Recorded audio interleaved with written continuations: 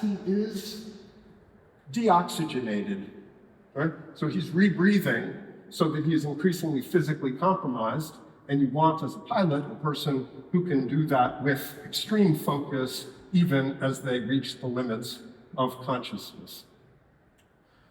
This darker history of the instrumentalization of attention is very important for us to keep in mind as we think now about how we think about our attention. So I teach on this stuff at Princeton. This is the course that I was just finishing this past semester. Part of what I try to show, both in my writing and in the course, is that we have ended up with an incredibly thin and, we might say, monocultural understanding of attention. The thing we worry about when we worry about our attention span is this always already tracking and triggering, measurable, quantified, stimulus response form of attention. Is that real? Sure. There are a bunch of very talented neuroscientists and experimental psychologists who can show you the operation of those forms of attention. Is it the fullness of your humanity in your attentional capabilities? No. And that story of how a diverse jungle, a wild prairie of different forms of attention, of care and engagement, of appetite, of interest, how all of that got scorched, leaving us with this thin and instrumentalized sense of attention is an important story for us to recover, because we know something's going on with this intensive human fracking project, but we need to be careful we don't fight to hang on to that thin form of attention that is what our screen time apps will protect. You see what I mean? That is, if we are trying to defend a little more, a few extra minutes every day of that tracking and triggering form of attention, we are not going to preserve our non-inhuman being, which I think should be our plan. Now, picking up on the last talk, we have to remember that the algorithms that are the drivers of this human fracking project are extremely powerful. The same AI that will beat you and everyone else who's human on the planet at Go, these are the same algorithmic systems that are continuously scrutinizing our collective data in order to beat us again and again with respect to a very simple problem, getting us to look over here for an additional 10th of a second, 100th of a second. Another way to put it is, humans have been very good at turning other humans into money for a very long time. We've been willing to do a lot of damage to each other in that project. We now have systems that are basically smarter than us at just about everything, and whether they go rogue and become conscious and independent or not, the people who have developed them are using them to turn humans into money. And there's every reason to think that those machines, which are so good at doing things better than we are, just about everything, are going to be better than we are at turning humans into money. And that is an extremely frightening prospect. And I believe we already begin to see the effects of this. These systems are working, and we are being harmed. So, what can be done? My colleagues and I, over the last, depends on how you count, 10, 8 years, have been increasingly working quite collaboratively and quite widely to begin to give voice, as others have before us, we didn't invent this notion, to the need for collective action. This problem cannot be met by you trying not to go down like a TikTok hole.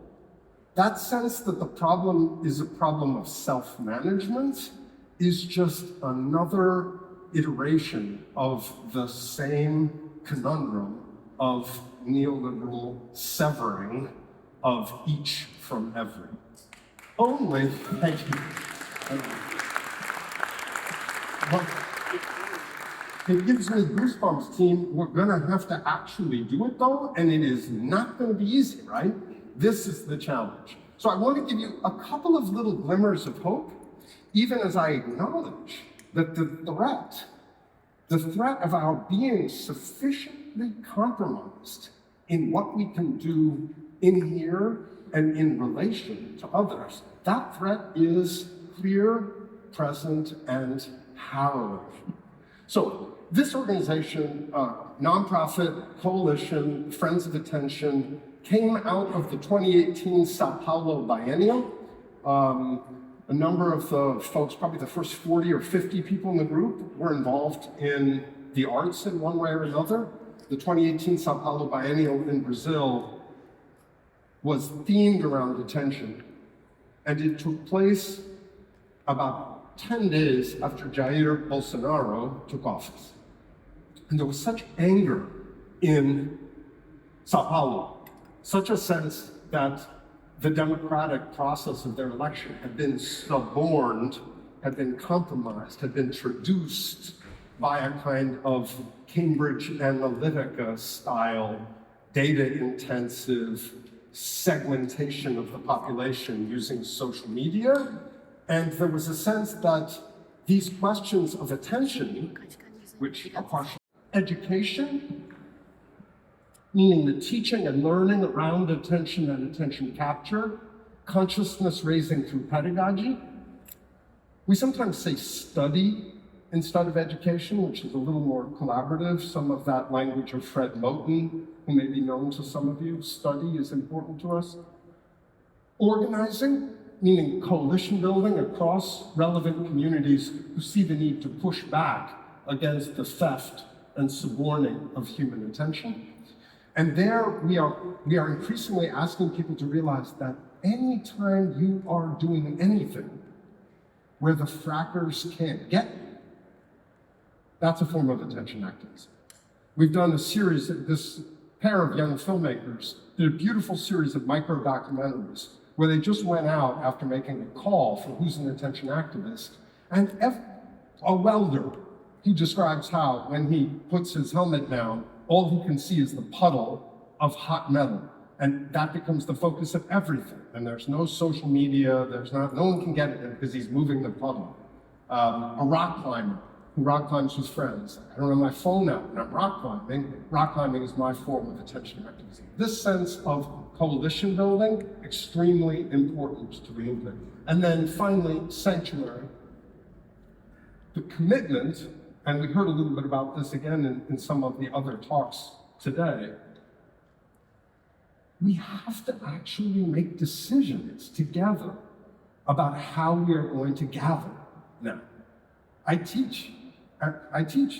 That's my job.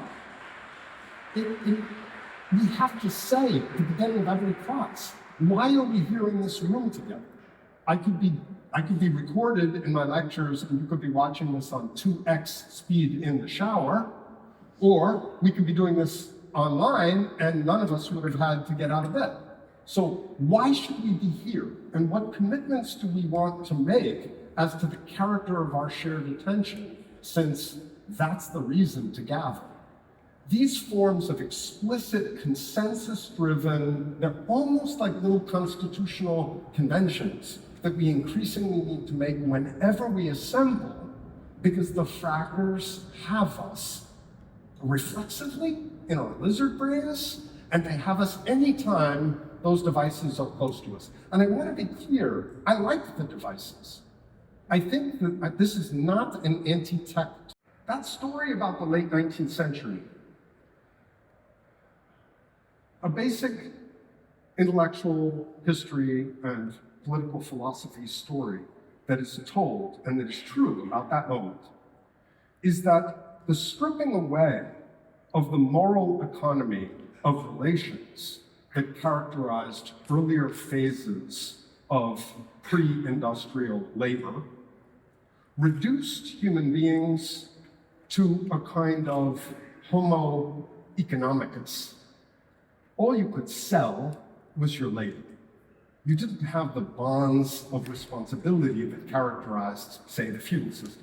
Not that there weren't problems with that, but to be reduced to being able only to sell a newly quantified form of labor power was something new.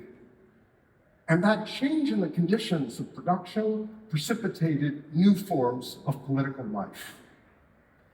I want to put to you that the moment we're in right now, these next 20 years, are going to see a revolutionary transformation at that scale.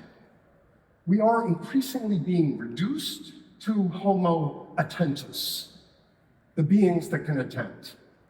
That's how we make the money for others. That's how we're exploited. It's how increasingly our politics operates in a squalid society of the spectacle that goes well beyond anything Guy Debord could have imagined. And I put to you that our collective emergent recognition that we are newly powerful through this dialectical acknowledgement of our reduction to attention value is the precise parallel to the new forms of collective power that emerged in the late 19th century as laborers realized that, yes, they had been reduced to homo economicus, but work stoppages were actually a stranglehold on capital in a new way. You have to remember, peasants couldn't stop work because they were growing the food they ate. They starved. But the production of labor systems that were a sale point for labor and naked labor made possible new forms of collective political action. I put to you that this term, I throw it out there for you, wants to be a kind of rallying cry as we move forward, thinking this form of large-scale political change. We are going to see change concerning how we as people think about our attention, both in relation to self-care and care of others, and in relation to its political potency. I would analogize this term, and this will be the thought I'll leave you with, to the term ecology. And as a historian of science, I love this. The term ecology, which became the battle cry for the environmental movement in the 1960s, was, before that, basically a technical term about trophic dynamics and predator-prey relations. When kids started wearing shirts that said, ecology now, biologists were like, what? Why, what is that? Ecology is just trophic energy patterns in complex systems. How can you be for it or against it? It makes no sense.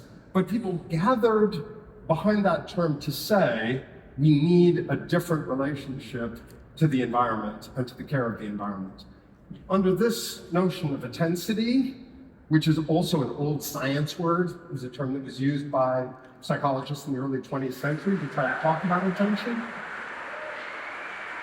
I'd like us to gather to push back in a kind of genuine attention liberation movement that will transform our ability to operate democratically and with equity in the context of a system that wants and is willing to harm us for money.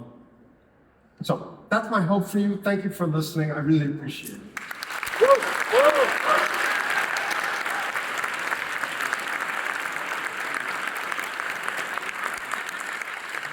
Thank you. Thank you very much.